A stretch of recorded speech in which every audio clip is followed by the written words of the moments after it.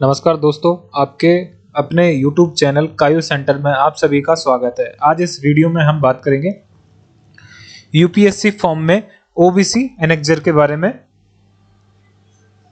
जो कि बिल्ली के गले में घंटे बांधने जैसी हो गई है और बहुत सारे स्टूडेंट इससे परेशान हैं। तो बाकी पॉइंट पे बात ना करके आज हम सिर्फ इसी पॉइंट पे बात करेंगे और कंप्लीट आपको गाइड करेंगे कि इसमें क्या क्या डिटेल आएगी और कैसे कैसे आपको फिलअप करना है। साथ में हम बताएंगे आईटीआर का पॉइंट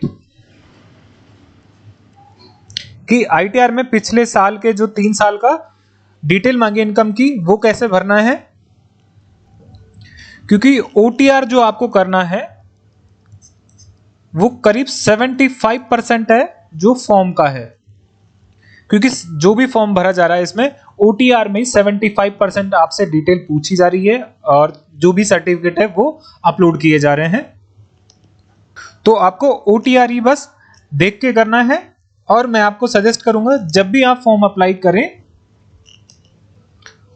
तो या तो आप खुद करें या किसी साइबर कैफे पे जाएं, तो आप इन पर्सन प्रेजेंट हो और जब भी डिटेल सबमिट करें उससे पहले आप क्लियरली चेक कर लेनी है सारी डिटेल सही है नहीं, उसके बाद ही आपको सबमिट करवाना है ओटीआर फॉर्म, क्योंकि 75% डिटेल यहीं से जा रही है और चेंज नहीं होगी। चेंज करने के लिए बाद में प्रॉब्लम होगी और साल में बस एक बार चेंज कर सकते हैं, पूरे लाइफ टाइम में आपको। अगर किसी का गलत होगा ओटीआर तो उसका आंसर मिल गया होगा कि ओटीआर भी चेंज हो सकता है, तो उसको घबराने की जरूरत नहीं है। अब हम पॉइंट पर जाते हैं कि ओबीसी एनेक्जर में क्या क्या डिटेल जाएगी। सबसे पहले मैं आपको दिखा देता हूं जो ऑलरेडी फॉर्म फिलअप है उसमें क्या क्या डिटेल है। इस टाइप से आपका जब फॉर्म फिलअप होके आएगा,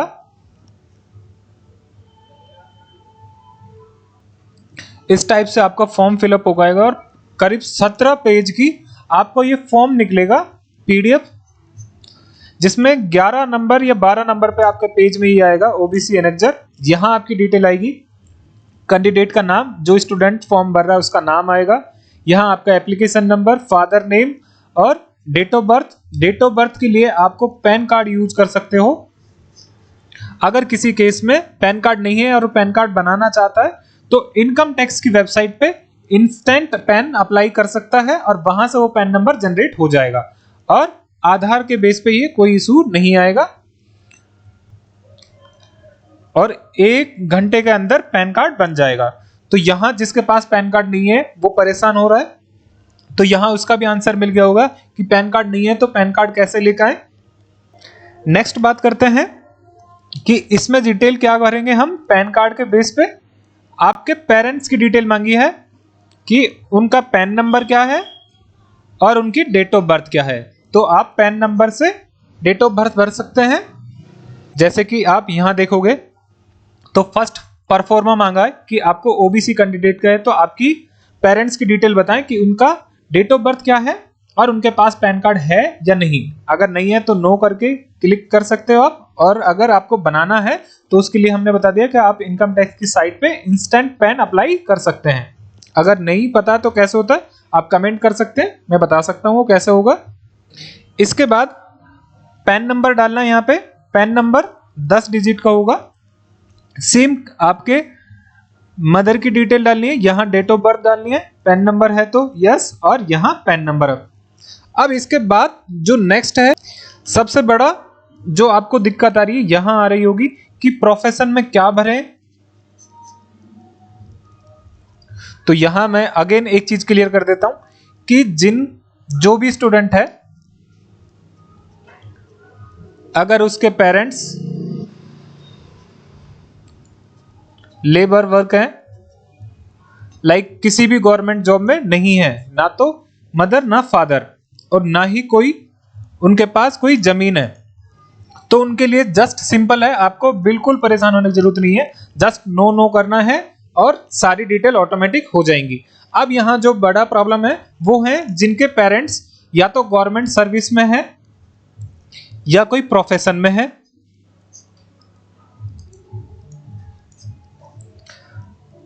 प्रोफेशन की बात करें तो यहां मेंशन कर रखे एग्जांपल के लिए कि आपके फादर या तो कोई गवर्नमेंट एम्प्लॉय हैं या लाइक लॉयर हैं या शॉपकीपर हैं, खुद का बिजनेस सेटअप कर रखा है उन्होंने, या फिर कोई बड़ी फर्म है या प्रोफेशन कैरी करते हैं लाइक जैसे doctor, chartered accountant, grocery shop etcetera, builder.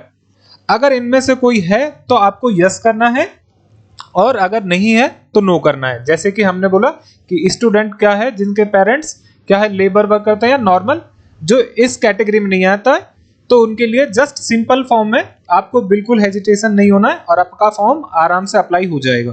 बस आपको आपका ओबीसी का सर्टिफिकेट अवेलेबल होना चाहिए। उसके लिए सारी डिटेल हमने पहले वीडियो डाल रखी है, वहां स्टेप बाय स्टेप बताइए कि आपका सर्टिफिकेट कब से कब तक होना चाहिए। मैं अगेन क्लियर कर देता हूं, चाहे जिनका प्रोफेशन में है मतलब पेरेंट्स या नहीं है, तो उन सब के लिए जो डॉक्यूमेंट की डेट है वो 1/4/2024 से लेके 11/2/2025 तक उनका सर्टिफिकेट बना होना चाहिए। तो अब हम बात करते हैं जिनके केस में ये ऑप्शन यस होगा, कि मतलब जिनके फादर इस कैटेगरी में फॉल करते हैं, या तो गवर्नमेंट एम्प्लॉय है या फिर वो प्रोफेशन है या फिर कोई उन्होंने अपना बिजनेस सेटअप कर रखा है। तो उनके लिए ऑप्शन में कैसे कैसे भरना होगा, तो स्टेप बाय स्टेप देखते जाएं और वीडियो को अंत तक देखें। अगर आपको वीडियो लाइक करें, अगर आपको पसंद आए, और साथ में अगर फिर भी कोई आपका डाउट रह जाता तो कमेंट करें।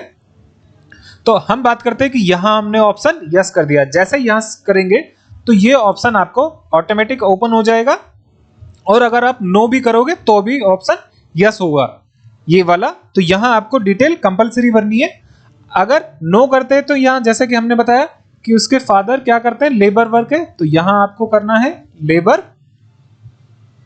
तो यहां हमने यस किया है, तो अब इसमें भरना है कि इस कैटेगरी में से या कोई और भी है, जैसे कि फॉर एग्जांपल उन्होंने अपना बिजनेस सेटअप कर रखा है या फिर कोई प्रोफेशन है। तो हमने मान के चला कि किसी के पेरेंट्स बिल्डर है तो यहां बिल्डर मेंशन करेंगे। अगर किसी के फादर लॉयर है तो यहां पे लॉयर लिखना है। अगर किसी के फादर चार्टर्ड अकाउंटेंट है तो यहां पे चार्टर्ड अकाउंटेंट लिखना है, और अगर कोई शॉपकीपर है तो शॉपकीपर लिखना है। इस टाइप से यहां यस करोगे। नेक्स्ट है कि अगर वो गवर्नमेंट एम्प्लॉय है, अगर पेरेंट्स क्या है, गवर्नमेंट एम्प्लॉय, तो आपको यहां आपको मेंशन करना है। तो आप यहां मेंशन करोगे गवर्नमेंट सर्वेंट। फिर नीचे आपसे ऑप्शन पूछेगा कि वो गवर्नमेंट सर्वेंट है तो बताएं वो कौन से गवर्नमेंट में, सेंट्रल गवर्नमेंट में या स्टेट गवर्नमेंट में या कोई पब्लिक सेक्टर की कंपनी है उसमें है, या फिर जो स्टेट गवर्नमेंट ने अंडरटेकिंग किया इस पब्लिक सेक्टर की उसमें है, या कोई ऑटोनोमस बॉडी में है, या बैंक में है, या इंश्योरेंस ऑर्गेनाइजेशन। इनमें से जिसमें भी है वो यहाँ लिस्ट शो होगी, आप उसमें से सेलेक्ट कर लोगे। जैसे ही सेलेक्ट करोगे इसके बाद आपसे यहाँ एड्रेस पूछा जाएगा। नेक्स्ट है अब इस कॉलम में क्या लिखना है, तो यहाँ बोल रखा है कि आपको फुल नेम लिखना है और एड्रेस लिखना है जिस भी ऑर्गेनाइजेशन में आपके फादर इंगेज हैं। लाइक जैसे कि पीएसयू में है, बैंक में या यूनिवर्सिटी में या ऑर्गेनाइजेशन में, तो आपको नाम और एड्रेस लिखना है। क्लियर मेंशन करना है कि वो गवर्नमेंट सर्वेंट है, लॉयर है या शॉपकीपर है या कोई बिजनेसमैन है, इस टाइप से। अगर मान के चलो किसी के फादर टीचर है तो वहां उसका डिपार्टमेंट आ जाएगा, जैसे डिपार्टमेंट ऑफ एजुकेशन या आरपीएससी या सीट, सेंट्रल लेवल का जो भी डिपार्टमेंट हो। ये डिटेल कहां से मिलेगी, आपके फादर की सैलरी स्लिप में डिटेल मिलेगी या फिर GA 55, वहां से आप देख सकते हैं एग्जैक्ट कौन सा डिपार्टमेंट है। नेक्स्ट पॉइंट है यहां पे पोस्ट डालनी है आपको कि जहां भी आप के फादर रिक्रूटमेंट हुए, मतलब किस पोस्ट पे वो काम करते हैं। लाइक टीचर हैं या बैंक में कोई पीओ है, मैनेजर है, इस टाइप से आपको पोस्ट लिखनी है। साथ में यहां आपको मेंशन करना है कि जो पोस्ट है वो कौन से ग्रेड की है, A ग्रेड की है, B, C, D, इनमें से कौन से ग्रेड की पोस्ट है वो मेंशन करना है। साथ में ईयर, जैसे कि पोस्ट ग्रेड A है और ईयर हो गई 2001, इस टाइप से आपको मेंशन करना है यहाँ पे। तो ये पॉइंट आपका क्लियर हो जाएगा। नेक्स्ट पॉइंट इसके नीचे आएगा कि हो सकता है कि आपके फादर गवर्नमेंट जॉब में है लेकिन वो क्लासीफाई नहीं है कि वो कौन से ग्रुप में है, ए बी सी डी इनमें से। तो आपको कंपेयर करना है इस ग्रुप के अनुसार ए बी सी डी जिसमें भी है और उससे रिलेवेंट अगर है तो कंपेयर के लिए आपको डॉक्यूमेंट अपलोड करने हैं। क्या डॉक्यूमेंट अपलोड करने हैं? ऑर्डर आया होगा, कोई नोटिफिकेशन होगा जो कि उस पोस्ट से रिलेटेड था। लाइक जैसे कि अभी रिसेंटली नर्सिंग ऑफिसर का है, ऐसे ही ऑर्डर आया होगा, वो आपको अपलोड करना है। साथ में डिटेल बतानी है कि उस पोस्ट का नाम क्या है, ग्रुप ऑफ पोस्ट क्या है। जैसे कि नर्सिंग ऑफिसर, यहां पूरा नाम लिखोगे आप। मान के चलो नर्सिंग ऑफिसर किसके ग्रेड की है, ए ग्रेड की, तो आप ए ग्रेड लिखेंगे या इक्विवेलेंट। अब नेक्स्ट कॉलम है पे स्केल और पोस्ट। यहां आपसे बेसिक पे मांग रहा है, जो आपके फादर की सैलरी स्लिप में मेंशन होगा वो मेंशन करनी है आपको यहां बेसिक सैलरी का। नेक्स्ट है डेट ऑफ अपॉइंटमेंट या प्रमोशन किया है तो उस डेट का। ये डिटेल आप अपने फादर से ले सकते हैं। और कितने साल हो गए, लाइक 10 साल, तो यहां 10 साल भर दोगे। और फिर आप बताओगे कि मेथड कौन सा था, रिक्रूटमेंट कोई भर्ती के द्वारा होता, अपॉइंट किया गया या फिर प्रमोशन किया गया या कोई कॉन्ट्रैक्ट के बेस पे है। इसके बाद पूछा है कि अगर आपके फादर रिटायर्ड हुए हैं या रिजाइन किया है, टर्मिनेट किया गया है सर्विस से, तो आपको डिटेल बतानी है प्रेजेंट की, कि जिस दिन सर्विस से रिटायर्ड या टर्मिनेट किया गया वहां से और प्रेजेंट डे तक अभी वो क्या रीएम्प्लॉय है या मोड ऑफ रीएम्प्लॉयमेंट, अगर दोबारा ज्वाइन हुए हैं तो उसका मोड क्या था। आई होप यहां तक क्लियर हो। साथ में एक और पूछा गया है कि आपके फादर कोई एमएनसी में तो जॉब करते हैं तो उसकी डिटेल बताएं। लाइक यहां मेंशन कर रखा है जैसे कि वर्ल्ड बैंक, आईएमएफ इसमें है, तो यस करके आपको उसकी डिटेल बतानी है। तो यहां आपको परेशान नहीं है, ये आपके फादर बता देंगे। तो ये पॉइंट आपका क्लियर हो जाएगा। इसके बाद बेसिक डिटेल पूछी गई है कि आपके फादर सर्विस करते थे तो कोई इनकैप्शन हुआ या परमानेंट है, इस टाइप से यस नो का आंसर देना है। अगर यस करते तो डिटेल बतानी है कब से कब तक का। और नेक्स्ट पॉइंट है 6 नंबर का नीचे कि आपके फादर गवर्नमेंट जॉब में है तो क्या वो संवैधानिक पोस्ट पर है।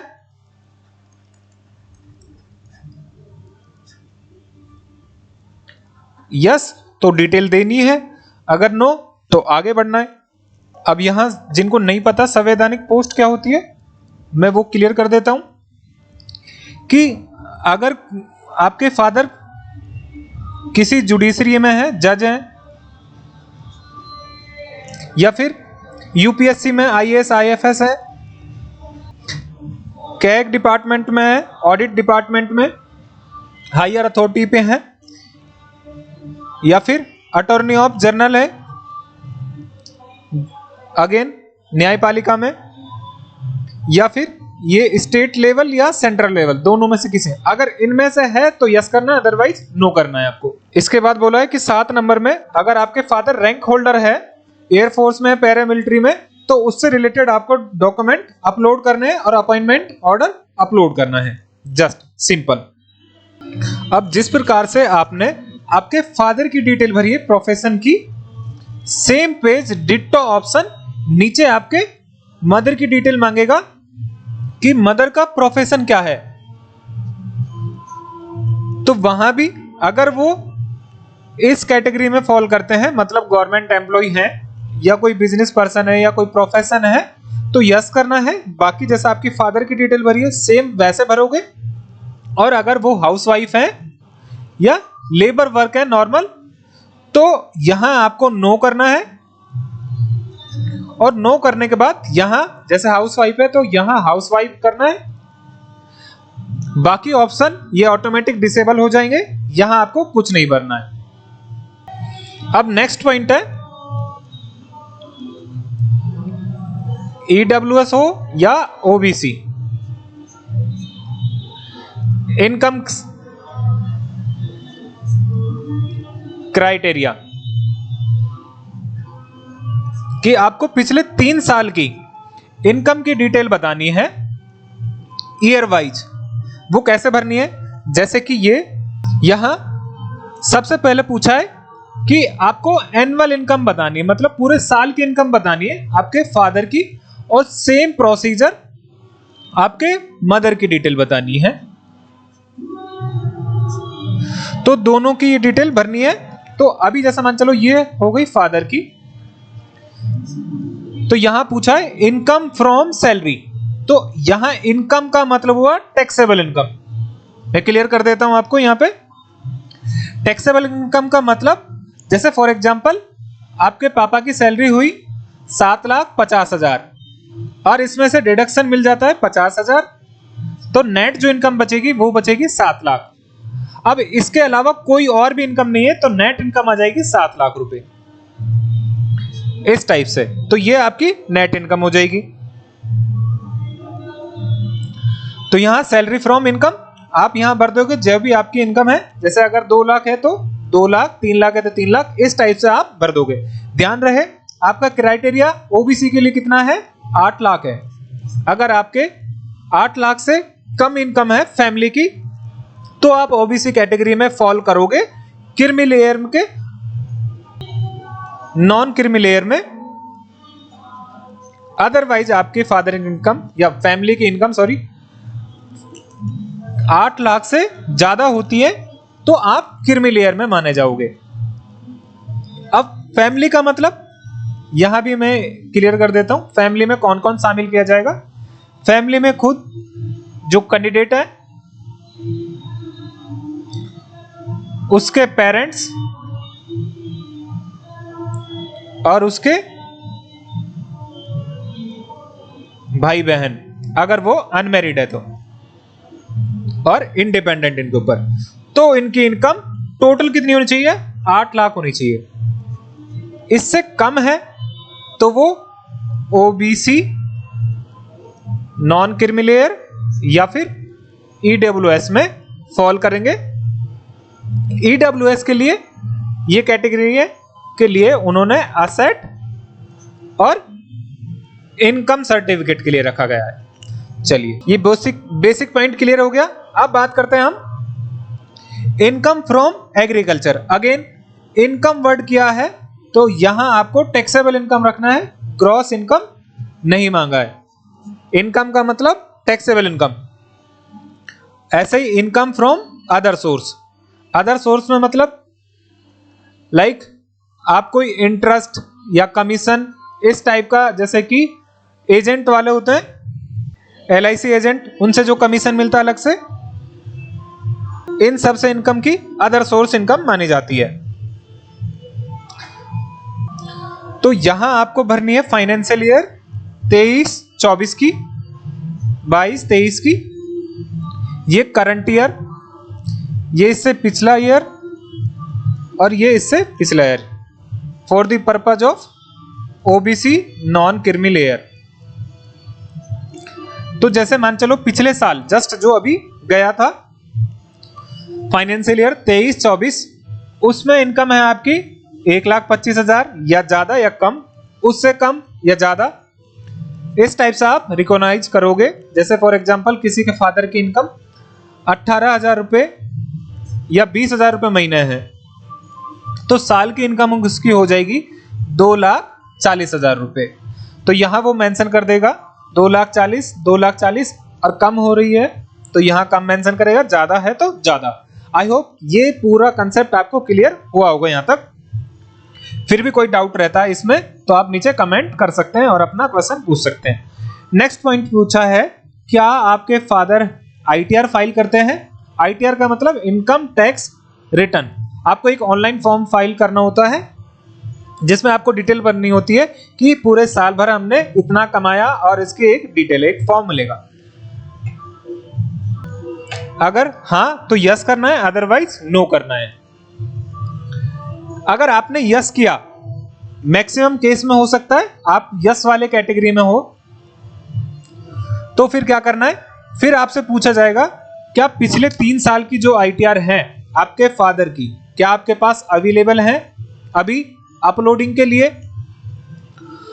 तो यहां यस या नो आप कुछ भी कर सकते हो, क्योंकि आपको एक अंडरटेकिंग दी गई है कि मैं अपनी जो ITR है पिछले 3 साल की, जब मैं इंटरव्यू के लिए आऊंगा तब मैं पेश कर सकता हूं। तो यहां आप नो कर सकते हो कि अगर आपके पास अवेलेबल नहीं है, और अगर आपको यहां अपलोड करनी है तो पूरा ITR फॉर्म अपलोड करना होगा।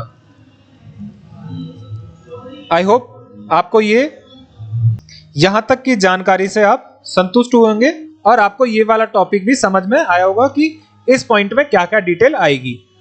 सेम डिटेल आपसे मदर के केस में मांगी जाएगी, यही अगर वो हाउसवाइफ है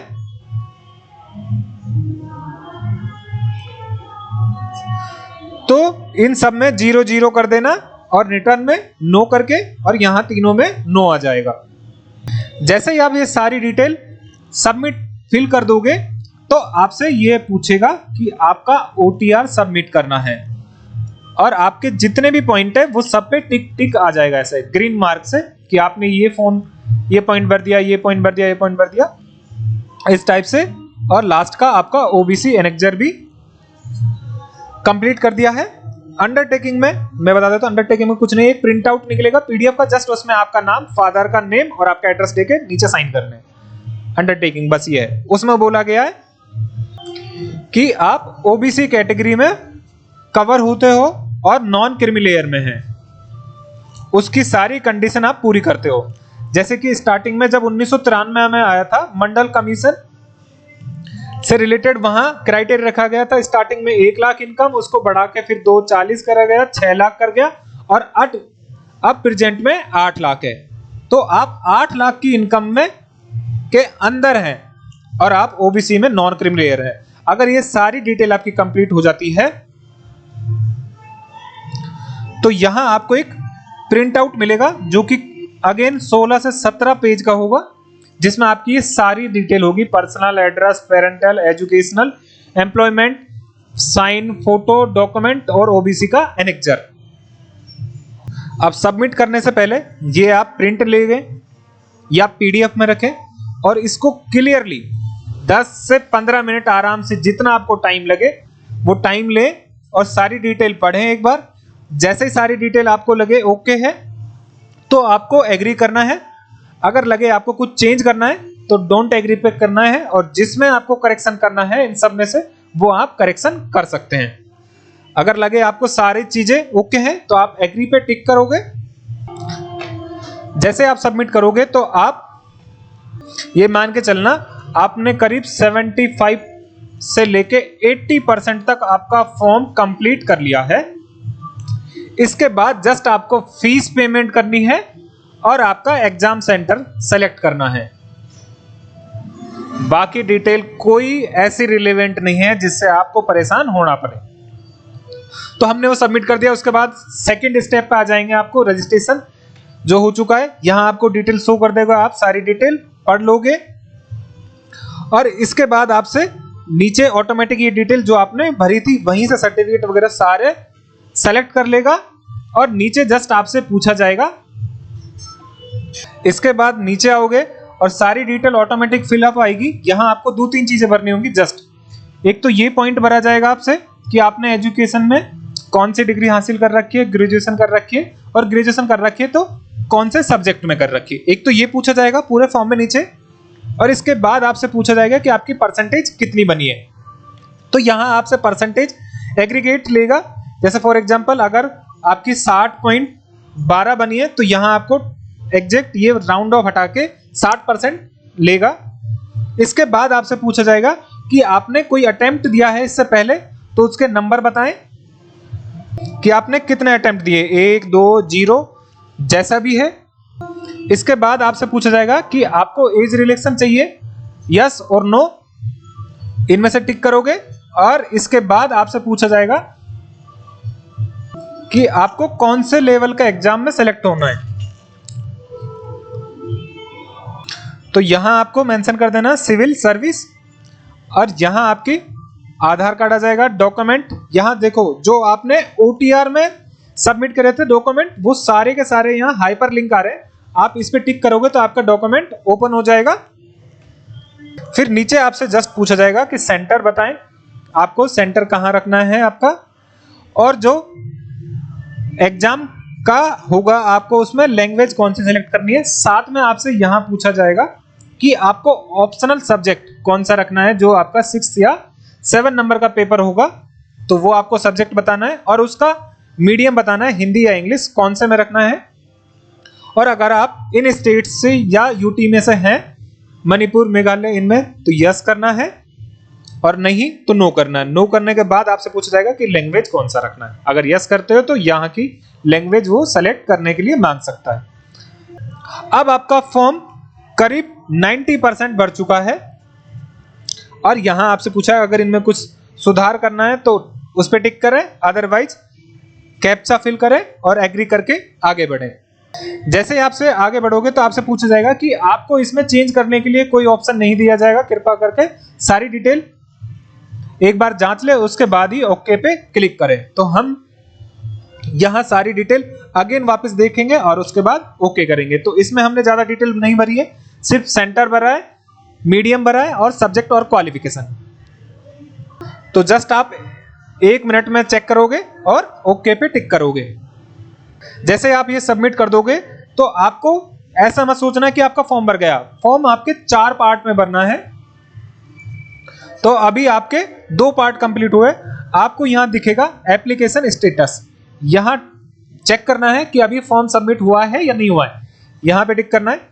तो यहां जैसे देखोगे तो आपको दिखेगा कि आपने पार्ट 1 भर लिया है, पार्ट 2 भर लिया है, अब पार्ट 3 भरना है, पार्ट 4 भरना है। पार्ट 3 में आपसे पूछा जाएगा सोशल इकोनॉमिक क्वेश्चनर, मतलब आपसे जस्ट सिंपल क्वेश्चन पूछे जाएंगे जो कि आपका इंटरव्यू से रिलेटेड कोई मैटर नहीं होगा, ना ही कोई सिलेक्शन प्रोसीजर से। लेकिन इससे पहले आपको यह जरूर पूछा जाएगा कि आपको मेन एग्जाम होगा तो उसमें आपको इंटरव्यू देना है, और मेन एग्जाम के बाद जो इंटरव्यू होगा तो आपको उसमें लैंग्वेज कौन सी रखनी है, हिंदी या इंग्लिश, वो सिलेक्ट करना है। और इसके बाद आपके पेरेंट्स की डिटेल बतानी है, क्या वो बीमार है या अभी जीवित हैं। जैसे भी केस हो तो आपको टिक करना है। और इसके बाद यहां आपको ये पूछा जाएगा कि आपके जो एजुकेशन क्वालिफिकेशन है क्या आपके पास अवेलेबल है। अगर हां तो यस पे करना, अदरवाइज नो पे करना। यहां वो पूछ रहा है कि आपके पास यूजी डिग्री है, मतलब बीए, बीकॉम, बीएससी, इनमें से कोई है तो यस करो, अदरवाइज नहीं है तो नो करो, और सेव करके आगे बढ़ना है। जैसे आप आगे बढ़ोगे फॉर्म में तो आपसे यहीं पे पूछा जाएगा कि आपकी प्रेफरेंस बताएं कि आपको कौन सी पोस्ट चाहिए। ये टोटल 23 नंबर है, इन 23 को सबको सेलेक्ट करना है। अगर लगे आपको सबको सेलेक्ट नहीं करना है तो जस्ट सिंपल जो आपको चॉइस चाहिए उसी पे नंबर डाले, 0 स्टार्ट रखना है, 01, 02, 03 इस टाइप से रखना है। और लगे आपको इनके अलावा कोई सेलेक्ट नहीं करना है तो आप 99 टाइप करोगे और कंप्लीट करके सबमिट पे क्लिक करोगे आगे। और इसके बाद आपका ये सोशल इकोनॉमिक क्वेश्चन वाला है, ये वाला कंप्लीट करोगे, यस नो, और उसके बाद आपका फॉर्म सबमिट हो जाएगा सेंटर के साथ। जैसे आप कंप्लीट करोगे तो अगेन आपको वापस एप्लीकेशन स्टेटस पे क्लिक करना है और देखना है कि आपका फॉर्म कंप्लीट हुआ है या नहीं हुआ। तो यहां देखिए first part, second, third, fourth सारे कंप्लीट है और एप्लीकेशन स्टेटस भी आ गया कंप्लीट। तब जाके आपको मानना है कि आपका फॉर्म कंप्लीट हो चुका है। आई होप आपको ये वीडियो हेल्पफुल रही होगी। अगर फिर भी कोई आपको डाउट रहता है अभी तक तो आप कमेंट बॉक्स में कमेंट कर सकते हैं, और हमें अगर आपको सपोर्ट करना है तो आप हमारे चैनल कायू सेंटर को सब्सक्राइब करें और वीडियो को लाइक करें और शेयर करें अपने दोस्तों के साथ। और फिर भी लगे आपको अभी जस्ट हमने थोड़ी देर के लिए वीडियो देखी है, बाद में पता नहीं वीडियो कहाँ गई, तो जस्ट आपको YouTube पे टाइप करना है कायू सेंटर। तो इस टाइप का आपको ये लोगो मिलेगा, यहाँ पे आप क्लिक करके जितनी भी वीडियो हैं आप यहाँ से देख सकते हैं। Thank you guys.